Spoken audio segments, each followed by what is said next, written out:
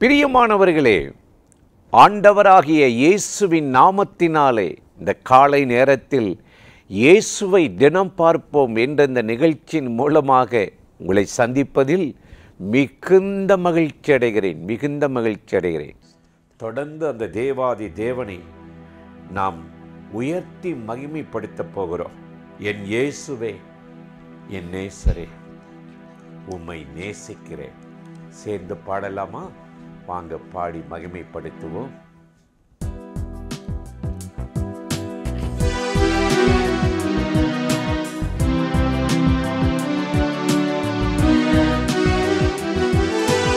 இயேசுவே என் நேசரே, நான் உம்மை நேசிக்கிறேன். என் நண்பரே, என் இன்பமே, நான் உம்மை நேசிக்கிறேன். இயேசுவே என் நேசரே, நான் உம்மை நேசிக்கிறேன். என் நண்பரே, என் இன்பமே, நான் உம்மை நேசிக்கிறேன்.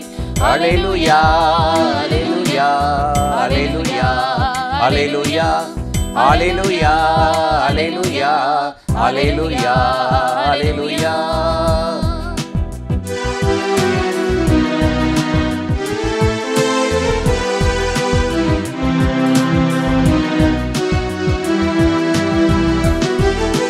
காண்டாம் மிருகத்தின் கொம்பில் நான் இருக்கும் போது எனக்கு, காண்டாம் மிருகத்தின் கொம்பில் நான் இருக்கும் போது எனக்கு செவி கொடுத்து தப்புவித்து ரட்சித்தீர்.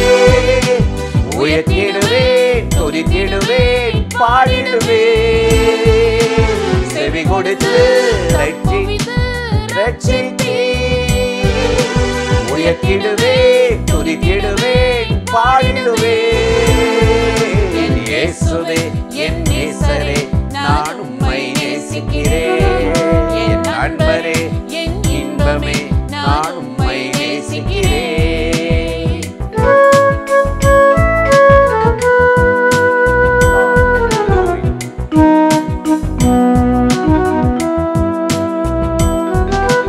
மனுஷர் எங்கள் தலைமே தினம் ஏறி செல்லும் போது, மனுஷர் எங்கள் தலைமே தினம் ஏறி செல்லும் போது, தண்ணீரையும் நெருப்பையும் கடந்து வந்தோம்.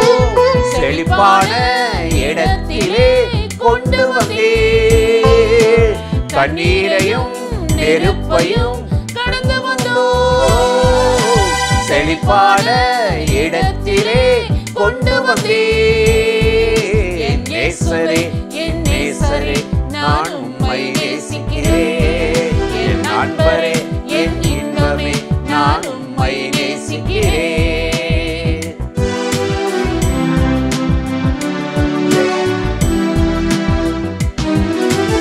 என்னை சத்ருவின் கையில் நீர் ஒப்புக் கொடுக்கவில்லை. என்னை சத்ருவின் கையில் நீர் ஒப்புக் கொடுக்கவில்லை. கண்டித்தீர், என்னை நீர் கண்டித்தீர். வாழ்ந்திருந்து உம் செயலை விவரிப்பேன். கண்டித்தீர், என்னை கண்டித்தீர். வாழ்ந்திருந்து உம் செயலை விவரிப்பேன். இயேசுவே என் நேசரே, நான் உம்மை நேசிக்கிறேன். நண்பரே, என் இன்பமே, நான் உம்மை நேசிக்கிறேன். இயேசுவே என் நேசரே, நான் உம்மை நேசிக்கிறேன். என் நண்பரே, என் இன்பமே, நான் உம்மை நேசிக்கிறேன். அல்லேலூயா, அல்லேலூயா, அல்லேலூயா, அல்லேலூயா, அல்லேலூயா, அல்லேலூயா.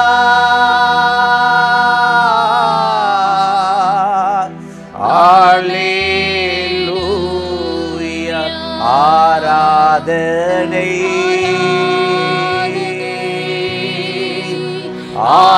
ஆராதனை அப்பா, அப்பா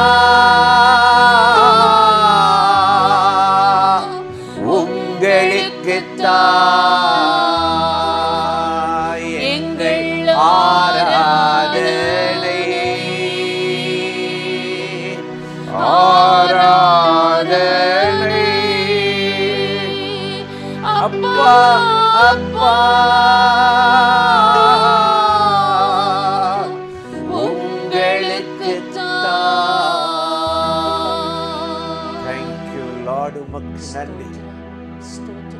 மகிமைக்கு நன்றி, உமது மகிமைக்கு நன்றி. இரக்கங்களுக்கு நன்றி. இரக்கங்களுக்கு நன்றி. மனுஷனை எங்கள் தலையின் மேல் ஏறி போக பண்ணினாலும், தண்ணீரை நெருப்பையும் கடந்தாலும், செழிப்பான இடத்திற்கு, உங்க சமூகத்துக்கு, தேவ பிரசன்னத்துல எங்களை நிறுத்தி வாழ வைத்த தெய்வத்துக்கு நன்றி. யாரெல்லாம் இந்த நிகழ்ச்சியில இணைந்திருக்கிறார்களோ அத்தனை பேர் மேலும் இப்பொழுது மகிமை இறங்கட்டும். அவர்கள் இருக்கிற வீடுகளில் இறங்குவதாக. எல்லா எதிர்ப்பான போராட்டமான சூழ்நிலைகள் மாறட்டும். அந்தகாரங்கள் விலகி வெளிச்சம் உதிக்கட்டும். அடைக்கப்பட்ட வழி திறக்கப்படட்டும். தோல்விகள் ஜெயமாய் மாறட்டும். அற்புதங்களை செய்த ஆசீர்வதி. இயேசுவின் நாமத்தில் இந்த ஸ்தோத்திரத்தை ஏறெடுக்கிறோம் எங்கள் உயிருள்ள நல்ல பிதாவே. ஆமீன், ஆமீன். கர்த்தர் நல்லவர், கிருபையும் இரக்கமும் நிறைந்தவர். இந்த நாளிலும் கட்டாய் நம்மை ஆசீர்வதித்து கிருபையால், மகிமையால், வல்லமையால் நிரப்பி நடத்துவார். இன்றும் கூட வேதத்திலிருந்து ஒரு வசனத்தை உங்களுக்கு ஞாபகப்படுத்துவது நல்லதென்று உணர்ந்தேன். மல்கியா 1:14 வாசித்தால், என் நாமம் ஜாதிகளுக்குள் பயங்கரமாயிருக்கும், நான் மகத்துவமான ராஜா என்று சேனைகளின் கர்த்தர் சொல்லுகிறாராம். உலகத்தில் எத்தனையோ ராஜாக்கள், நாட்டை கொள்ளையடித்தவர்கள், சமாதானத்தை கெடுத்தவர்கள், மதவெறி பிடித்தவர்கள், தவறான சட்டங்களை கொண்டு வந்தவர்கள், பூமியின் ராஜாக்களை பார்த்துருக்கிறோம். ஆனால் நம்முடைய ராஜா ஆண்டவராகிய இயேசு, அவர் கழுதலை ஏறு ராஜாவாக பவுனி வந்தார். பிறந்தபோது ராஜா, வாழ்ந்தபோது ராஜா, மரித்தபோது யூதருக்கு ராஜான்னு பிலாத்தை எழுதினா திரும்ப ராஜாவாக வருவார். அவர் அந்த ராஜாவுடைய பேரில் ஒன்று மகத்துவமான ராஜாவா. அவர் மகத்துவம் உள்ளவர் என்று வேதம் ரொம்ப அருமையாக சொல்லுது. மகத்துவம் என்றால் எதிர்பாராத காரியங்களை, நினைக்காத காரியங்களை நமக்கு செய்து நம்மளை பரவசப்படுத்தி சந்தோஷப்படுத்துகிறவர். செங்கடலில் போய் இஸ்ரவேல் ஜனங்கள் நின்ட்டாங்க. இப்போ இதை நீந்தணும் யோசித்து கொண்டே இருக்கிறாங்க, தடுமாறுறாங்க. எப்படி கரை சேர்வது? பின்னாடி பார்வோனுடைய இராணுவம் துரத்துது. அந்த நேரத்தில் கர்த்தர் அற்புதமாக அவங்கள செங்கடலில் நடத்தினார். சொல்கிறாரு மோசே, யாத்திராகமம் 15:7-8, உம்முடைய மகத்துவத்தினால் உம்முடைய ஜனங்களை கரை சேர்த்தீர், எதிரிகளையும் பகைக்கிறவர்களையும் கொன்று அழித்தீர். அவரை நேசிக்கிறவர்களை கரை சேர்க்கிற மகத்துவம். பகைக்கிறாங்க பாருங்க, விரோதிக்க அவங்கள அங்கேயே செங்கடலை அமிழ்த்தின அந்த மகத்துவம் என்று கர்த்தருடைய வேதம் நமக்கு சொல்கிறது. எனக்கு அருமையான சகோதர சகோதரிகளே, அதனால தான் அவர் மகத்துவம் உள்ளவர் என்று சொல்லப்படும். யோபு 36:5 சொல்கிறாரு, தேவன் மகத்துவம் உள்ளவர், மனதுருக்கத்திலும் அவர் மகத்துவம் உள்ளவர். உயிருக்கு போராடி பிழைப்பேனா என்று இருந்த அந்த யோபுவுக்கு கர்த்தர் ஆயுசினால 140 வருஷம் கூட்டி கொடுத்தார். நம்ம பைபிளில் பார்க்குறோம், செத்து உயிருக்கு போராடின எசேக்கியாவுக்கு ஆண்டவர் விண்ணப்பத்தை கேட்டேன், கண்ணீரை கண்ணேன்னு சொல்லும்போது 15 வருஷம்தான் கூட்டி கொடுத்தார்.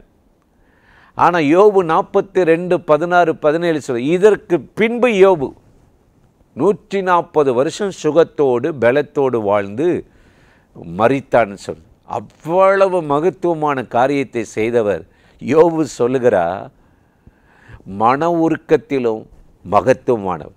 இன்றைக்கி உங்களை பார்த்து மனதுருக்குகிறார். உங்களுடைய சூழ்நிலை பார்த்து, வேதனையை பார்த்து, கைவிடப்பட்டதை பார்த்து, எல்லாரும் உங்களை விட்டு விலகி மறந்து உங்களை கைவிட்ட அதை பார்த்து மனதுருகி அவர் மகத்துவத்தை வெளிப்படுத்த போகிறார். நீங்கள் அவரை நம்பணும், அவர் வார்த்தையை நம்பணும்.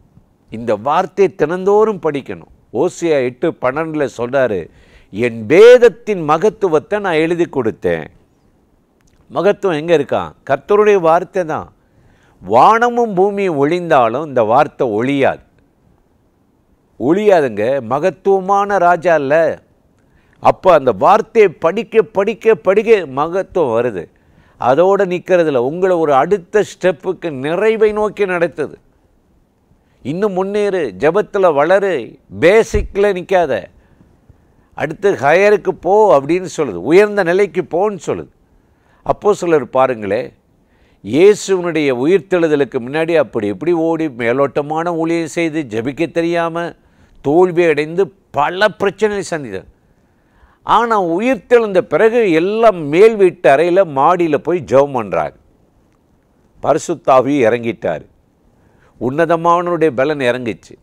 அப்போஸ்தலர் 2:11 பார்க்குறோம், இவங்க எல்லாரும் ஆவியில் நிரப்பப்பட்டு கிரேத்தரும் அரபியருமாகிய நாம் இவர்களை கருணிக்க கூடாத அளவுக்கு மகத்துவங்களை பேசுகிறாங்களப்பா.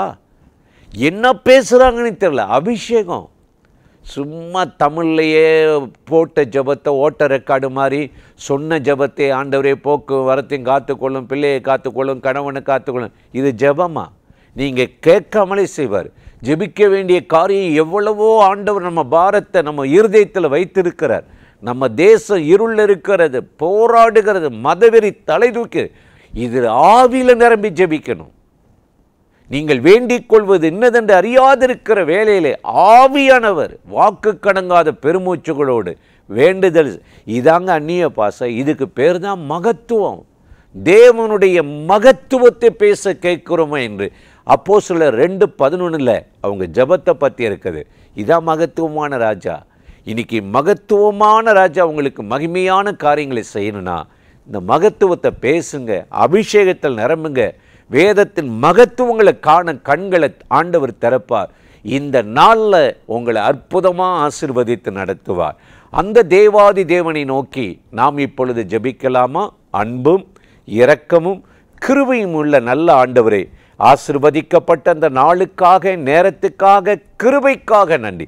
இப்பொழுது இந்த நிகழ்ச்சியில் யாரெல்லாம் இணைந்து ஜெபிக்கிறார்களோ, கூப்பிடுகிறார்களோ, ஒத்தாசை நாடுகிறார்களோ, அத்தனை பேர் மேலும் கர்த்தருடைய மகிமையும் வல்லமையும் கிருபை இறங்கட்டும். உம்முடைய பிள்ளைகளை பலப்படுத்தி ஆசீர்வதித்து நன்மையால் முடிசூட்டி இன்றைக்கு உயர்த்தும்படி கெஞ்சுகிறோம். தேவனுடைய தயவுக்கும் கிருபைக்கு அர்ப்பணிக்கிறோம். இயேசுவின் நாமத்தில் வேண்டுகிறோம் நல்ல பிதாவே, ஆமேன், ஆமேன். தொடர்ந்து இந்த நிகழ்ச்சியை நீங்களும் பார்க்கணும், மற்றவர்களுக்கு ஷேர் பண்ணி நீங்கள் அறிமுகப்படுத்துங்கள். ஆண்டவராகிய தேவன் ஆசீர்வதிப்பார். ஆமேன்.